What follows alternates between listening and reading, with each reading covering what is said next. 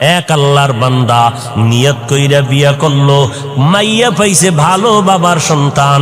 ঘরে আসার পর 1 বছর 2 বছর দুইটা কন্যার মালিক হয়ে গেল। আবার কন্যা, আবার কন্যা, এভাবে কন্যা। ওই লোকটা চায় একটা ছেলে, 2টা ছেলে। আমার ঐতিহ্য ধরে রাখবে কে? আমার এই ব্যবসা বাণিজ্যকে ধরে রাখবে। মনে মনে চায় আমার ছেলে দরকার অনেক, কিন্তু একটা ছেলেও নাই। আল্লাহর মর্জি, আল্লাহ কন্যা দেয় 1 2 3 4। এভাবে হতে হতে 6টা কন্যা সন্তানের বাবা হয়ে গেল এই বান্দা। এবার মাথা পুরা গরম। গরম হতে হতে এক পর্যায়ে গরম হইয়া কয়, ও আমার স্ত্রী, 7ম যদি সন্তান হয়, ছেলে যদি না হয়, গাত্তি রেডি কর, বাবার বাড়ি তালাক দিয়া বাড়ি ফিরাইয়া দিব। আর তোরে নিয়ে ঘর করব না। কন্যা সন্তান আমি চাই না, আমি চাই ছেলে। কন্যা দরকার নাই।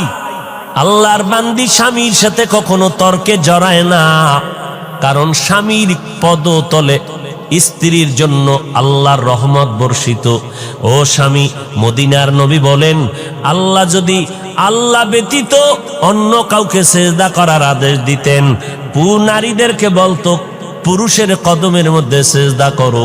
এরে নবীর উম্মতের দল, আল্লাহ ছাড়া আর কাউকে সেজদা করা যেহেতু জায়েজ নাই, এই জন্য কোন নারী স্বামীর কদমে সেজদা করতেও পারবে না।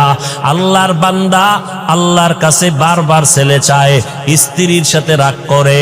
এরে নবীর উম্মত, আল্লাহর বান্দি কোনো কথা না বলিয়া 5 বেলার নামাজ পড়ে আর আল্লাহর কাছে কান্না করে, ও মালিক, মেহেরবানি করে তুমি আমার স্বামীর হেদায়েতের দরজা খুলে দাও, দিলটা নরম করে দাও, আমার ইজ্জত নষ্ট করবা না। জীবনে বিয়া হইছে মাত্র একটা, আমি মরিয়া গেলে যাব। দ্বিতীয় বিয়ার জন্য মেয়েরা কান্দে না, জাতের মেয়েরা কয় আমার জীবনে বিয়া হবে একটাই, একটা বিয়েই হবে।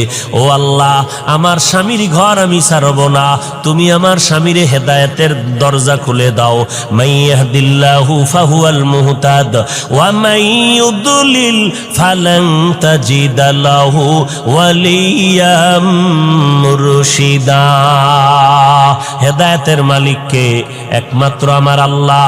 আল্লাহ যদি চান হেদায়েত পাবে, যদি কপাল খারাপ হয়, কপালে হেদায়েত আসবে না। হেদায়েত পাওয়ার মতো কোন মুর্শিদ খুঁজে পাবে না, কোন পথ প্রদর্শক খুঁজে পাবে না। এরে নবীর উম্মতের দল, ছেলে দান করেন আমার আল্লাহ, মেয়ে দান করেন আমার আল্লাহ, দোনোটাই